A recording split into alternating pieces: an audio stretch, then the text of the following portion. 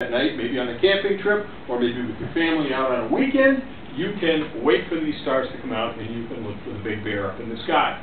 So, how do you find the Big Bear? Well, you look for the brighter stars in the bear. We call these marker stars, and they help you find the outline. So I'm going to look for these brighter stars right here.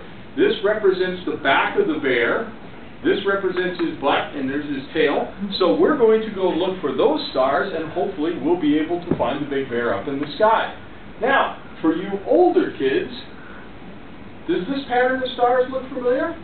No. The Big Dipper, huh? Maybe the back of the bear, his backside, and his tail right here. This is the Big Dipper. It is a group of stars called an asterism, and the Big Dipper stars are the brightest stars in the constellation of Ursa Major, the Big Bear.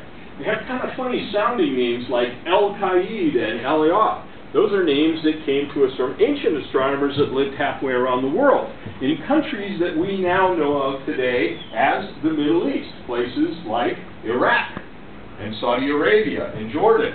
We also have other stars with names like Phecda, or in some star maps it's called Phi.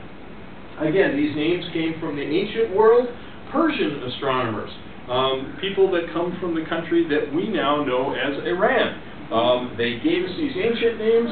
Modern astronomers have decided to use them, but we also sometimes call these stars by letters or numbers. Doesn't matter, we're talking about the same bright stars that form the backside of the Big Bear.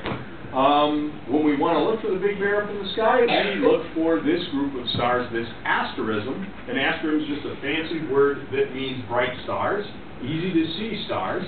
We look for the Big Dipper, and that helps us find the Big